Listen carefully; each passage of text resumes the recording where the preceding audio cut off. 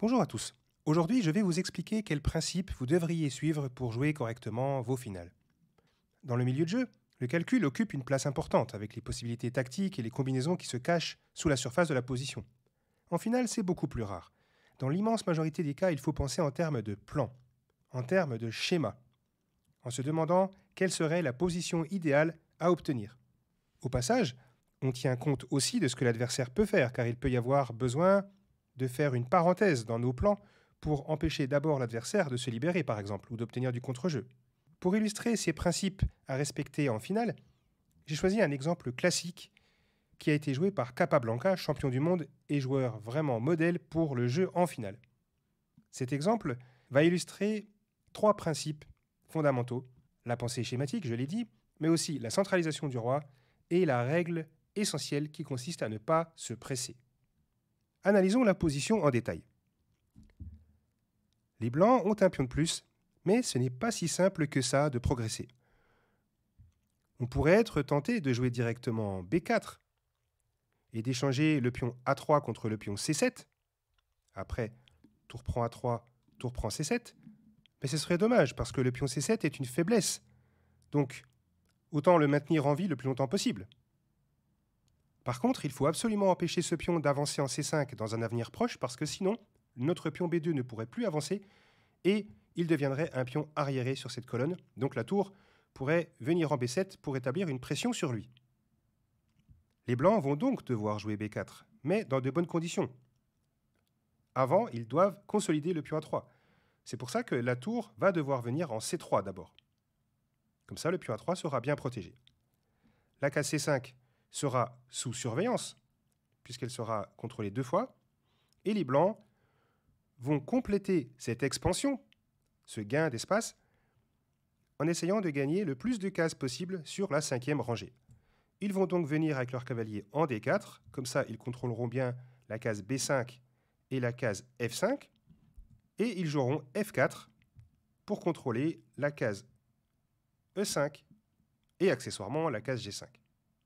Évidemment, le pion B4 contrôlera également la case A5. Donc vous le voyez, petit à petit, le rouleau compresseur va se mettre en route. Le roi devra en même temps se centraliser pour se tenir prêt à participer à la suite des opérations. Il devra donc commencer par se rendre en E3. Après avoir mis en place ce mini-plan, l'étape suivante sera de voir comment on fait pour faire avancer les pions de l'aile dame. On a tout notre temps, et cela ne dérange pas Capablanca de prendre 40 coups s'il faut gagner. Le plus important, c'est d'avoir choisi un but précis, d'avoir une position en tête qu'on veut obtenir. Il est aussi essentiel de trouver la manière d'arriver à cette position. Et on fera la même chose pour l'étape suivante. Inutile de penser au gain pour le moment. Il faut d'abord optimiser la position. Précisons que ce plan des blancs va se dérouler sur case noire, et c'est logique, puisque les noirs ont un fou de case blanche. Maintenant, on va regarder comment, de manière implacable, le champion du monde cubain a mis son plan à exécution. Au passage, je vous invite à soutenir la chaîne en vous abonnant ou en mettant des pouces si vous aimez ce que je fais, bien sûr. Pour parvenir à la configuration souhaitée, les blancs ont commencé ici par cavalier D4. C'est un ordre de coup très précis, et de toute façon, cavalier D4 fait partie du dispositif. Pourquoi est-ce si précis? Parce que les noirs, maintenant, ne peuvent pas jouer roi E7 pour centraliser leur roi. Ils auraient aimé venir en D6 pour soutenir la poussée C5. Mais ce coup se heurterait tout simplement maintenant à cavalier C6 échec, avec fourchette. Donc cavalier D4 ralentit le plan de défense des noirs. C'est pour ça que les noirs ont joué tour B7 ici, pour soustraire la tour à l'éventuelle fourchette. Au passage, évidemment, les noirs gagnent un temps sur le pion B2 et établissent une pression sur lui. Sur tout autre coup des noirs, évidemment, les blancs auraient simplement continué leur plan, comme je l'ai expliqué tout à l'heure. Dans cette position, combien d'amateurs échangeraient leur cavalier en E6 pour simplifier, étant donné qu'ils ont un pion de plus? Beaucoup de joueurs pensent que parce qu'ils ont un pion de plus, il faut échanger le plus de pièces possible. Mais en finale, ce n'est pas si vrai que ça. Parce que si on échange en E6, on obtiendra une finale de tour. Et vous le savez, les finales de tour sont extrêmement difficiles à gagner quand on n'a qu'un pion de plus et qu'on n'a pas de pion passé avancé, par exemple. Donc, dans cette position, il faut garder le cavalier. Et si on doit échanger à un moment donné, c'est pour obtenir vraiment une concession concrète, quelque chose qui va nous rapprocher du gain. Quand vous dominez, ne vous précipitez surtout pas dans des simplifications. Capablanca a continué par B4. C'est la suite logique de son plan. Les noirs ont reculé leur fou pour contrôler les cases A4 et B5 en prévision de la suite du plan des blancs, qui sera d'avancer ces pions. Les blancs, évidemment, ne se départissent pas de leur plan, ils continuent par F4. Comme ça, ils dégagent le chemin au roi blanc et contrôlent la case 5, comme on l'a dit tout à l'heure. Roi E7, roi F2. Donc on voit ici à l'œuvre un des principes élémentaires des finales, c'est-à-dire la centralisation du roi. Si maintenant les noirs jouent roi D6 pour libérer la tour de la protection du pion C7, alors on continue notre plan, roi E3, tour B8. Maintenant que la tour est libérée de la protection de ce pion, elle peut essayer de jouer vers d'autres horizons. Mais le problème, c'est que maintenant les blancs jouent tour D1. Et le roi noir va devoir céder du terrain. Il ne peut pas rester au centre à cause des menaces d'échec à la découverte par cavalier F5 échec, par exemple. C'est le roi blanc qui va pouvoir se centraliser. Revenons à la partie telle qu'elle s'est déroulée. Après roi F2, comme roi D6 n'était pas très satisfaisant, les noirs ont préféré jouer tour A7 pour poster leur tour devant le pion passé et freiner son avancée possible en se coordonnant évidemment au fou qui contrôle bien la case A4. Les noirs n'ont aucun moyen de défendre de manière plus active. Capablanca a continué par tour C3. Il faut maintenir la tour active. Donc venir protéger le pion A3, c'est bien, mais par le côté. Comme ça, la tour pourra quand même venir, par exemple, occuper la colonne D ou la colonne E si besoin. Et justement, après roi D6, les blancs ont continué par tour D3. On empêche le roi de se centraliser. Roi D5 est en effet impossible parce que là, les blancs pourraient rentrer dans des simplifications qui les arrangeraient. Cavalier B5 échec, roi C4, tour prend D7, et maintenant, la finale de tour est très avantageuse pour les blancs, puisqu'ils vont faire une razzia sur la 7e rangée après tour prend F7, et même après un coup comme G6, on peut courir après ces pions, parce qu'on va obtenir une majorité de pions redoutables à l'aile roi. On peut regarder par exemple après tour prend A3, tour prend G6, roi prend B4, les blancs pourraient tout simplement continuer par tour C6. J'ai donné une des possibilités pour montrer que là, on a simplifié dans une finale de tour, mais qu'elle nous arrange complètement. En effet, dans cette position, les blancs vont gagner soit le pion C7, soit le pion H6. C'est pour ça qu'après tour D3, le roi noir ne peut pas rester au centre. Il est obligé de reculer, c'est ce qui s'est passé dans la partie. Les noirs ont joué roi E7. Et ce sont les blancs qui en ont profité pour centraliser leur roi, roi E3. Les noirs ici ont tendu un petit piège aux blancs en venant bloquer le pion par tour A4. Et ce petit piège aurait pu fonctionner si les blancs étaient montés en E4 pour centraliser leur roi. C'est tentant après tout. Parce que maintenant, les noirs auraient eu une ressource défensive qui leur aurait permis de jouer pour la nulle. Il leur aurait suffi ici de jouer C5. Parce que sur B prend C5, la 4e rangée se serait ouverte et par conséquent, le cavalier serait cloué. Et les noirs pourraient en profiter pour jouer fou C6 échec. Et ils récupéreraient ensuite le pion G2. Les blancs conserveraient leur pion de plus. Mais quand on regarde la structure de pions, ça a complètement changé. Maintenant, les blancs se retrouvent avec 4 pions isolés, contre un seul îlot du côté noir. Donc là, les noirs ont de sérieuses chances de nul. C'est pour ça qu'après tour A4, les blancs ont continué patiemment en revenant avec leur tour. Tour C3. On attaque de nouveau le pion C7. Évidemment, les noirs se sont obstinés et sont revenus avec leur roi. Et là, Capablanca a joué tour D3. Il répète les coups. C'est l'occasion de dire quelques mots sur la répétition de coups, justement. Vous le savez sans doute, si les deux camps répètent les coups jusqu'à obtenir 3 fois de suite la même position, la partie est déclarée nulle. Quand on est gagnant, cela peut être très utile de répéter les coups, sans pour autant arriver à cette triple répétition. Premièrement, cela permet de gagner du temps à la pendule, et ça montre aussi à l'adversaire qu'il n'a pas le choix et qu'il doit se soumettre à cette répétition, sinon il s'affaiblirait trop. C'est dur à subir psychologiquement.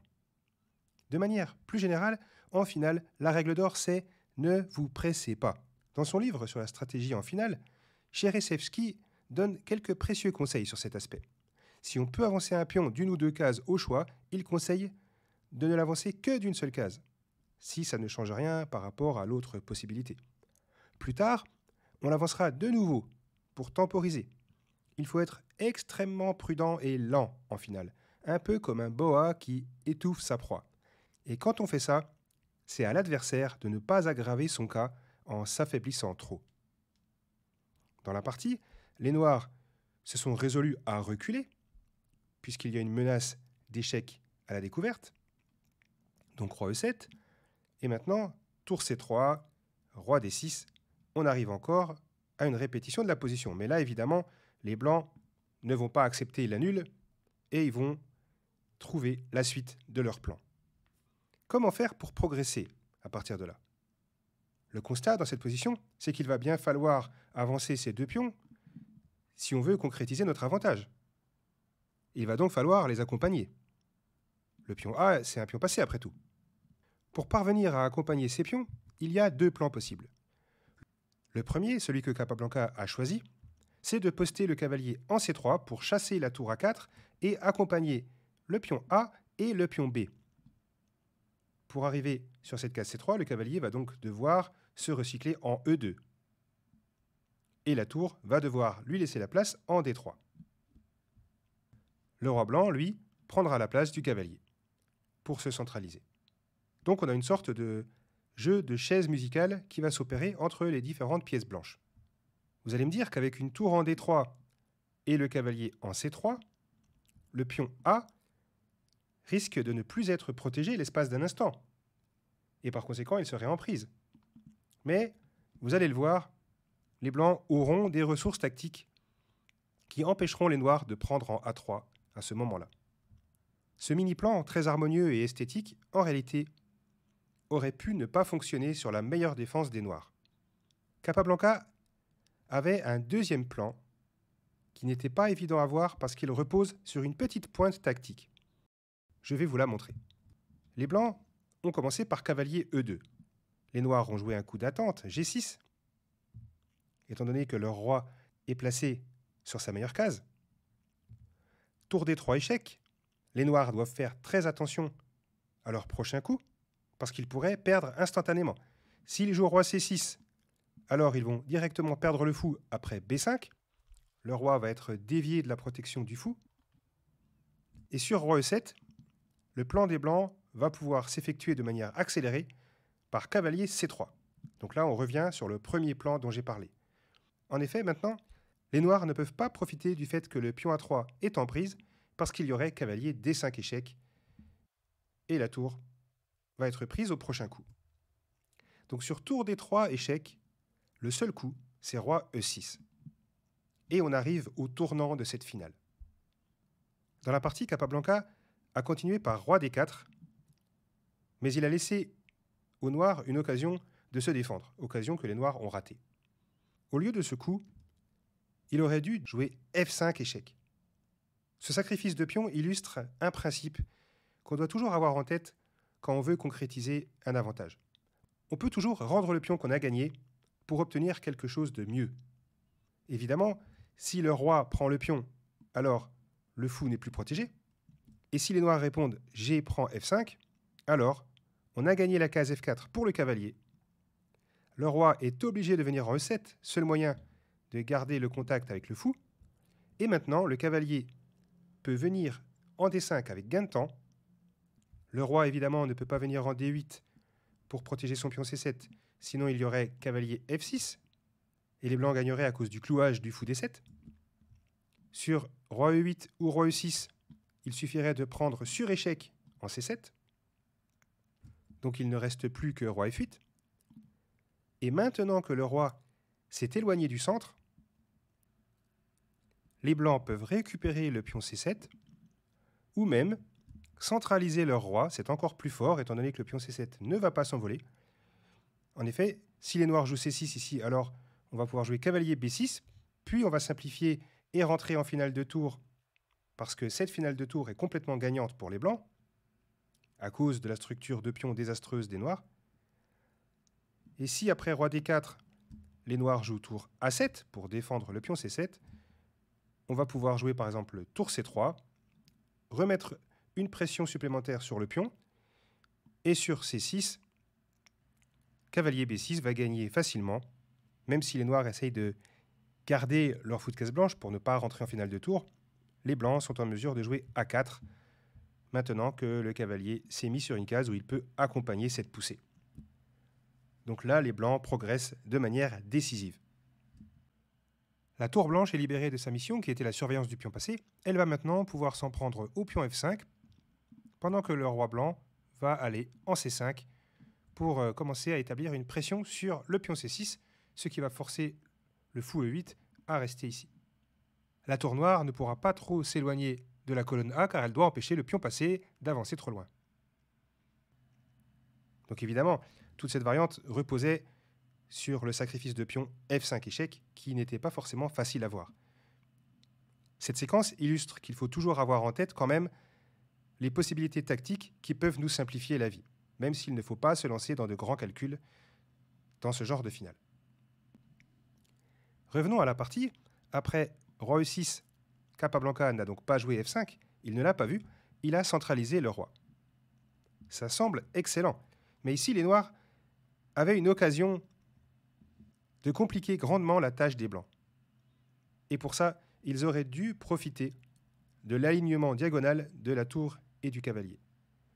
La meilleure défense ici, celle qui a échappé aux noirs, c'est fou B5. Ce qui n'était pas évident à voir ici, c'est que tour E3, roi D6 suivi de cavalier C3 ne marche pas. Ici, les noirs peuvent répondre C5 échec. Coup excellent basé sur le clouage du pion B4.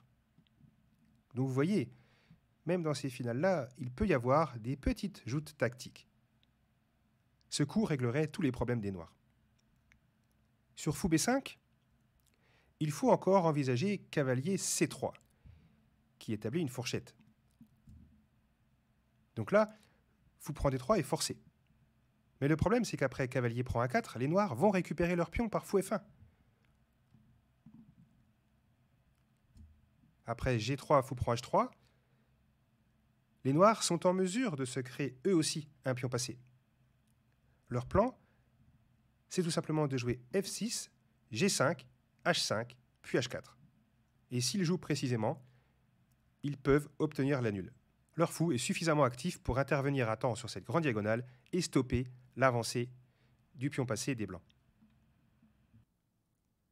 Après roi D4, les noirs ont donc raté l'occasion d'égaliser par fou B5 et ils ont opté pour tour A6. Le problème de ce coup, c'est qu'il va permettre aux blancs de poster leur cavalier en C3 grâce à une petite ressource tactique. Capablanca a commencé par donner un échec et les noirs n'ont pas de bonne case pour leur roi. S'ils jouent roi F6, alors cavalier C3 est possible et le cavalier va accompagner la poussée des deux pions. Le pion A3 ne peut pas être pris parce qu'il y a un échec qui va mener à la perte de la tour. On a une découverte.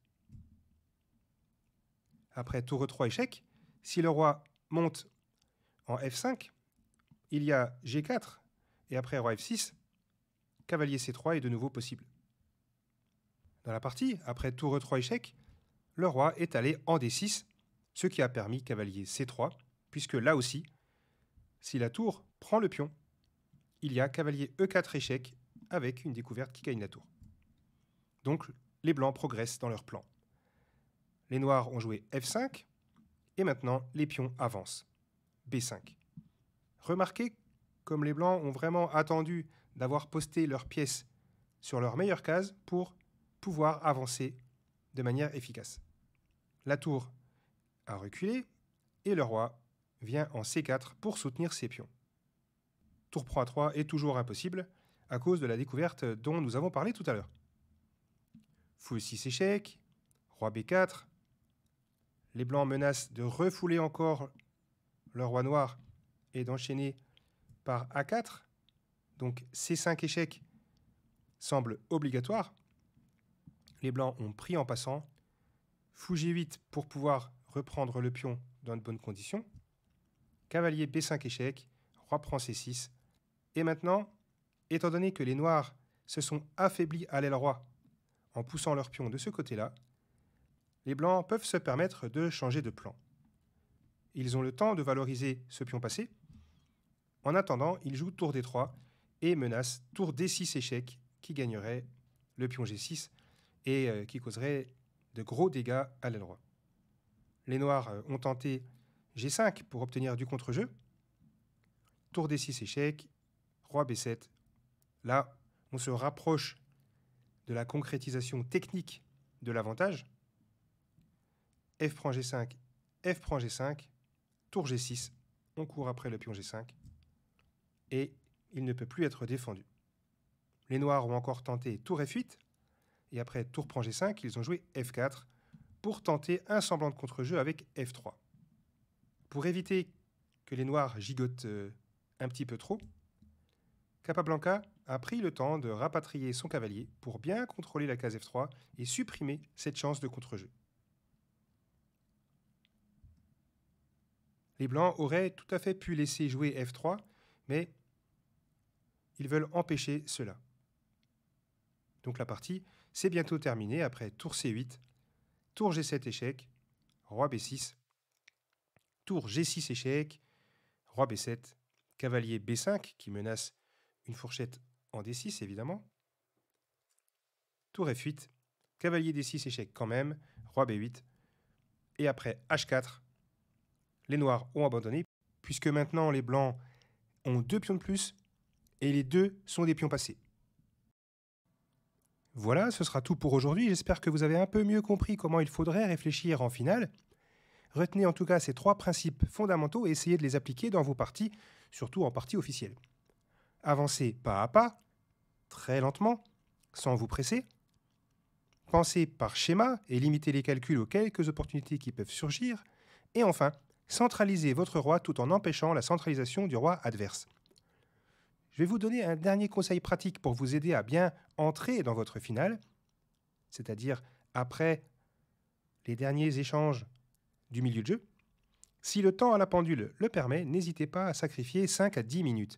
Allez vous balader, changez-vous les idées et revenez devant l'échiquier en mode finale et plus en mode calcul. Soyez dans le contrôle et ne soyez pas impulsif dans cette phase du jeu, sous peine de saborder votre position. À bientôt.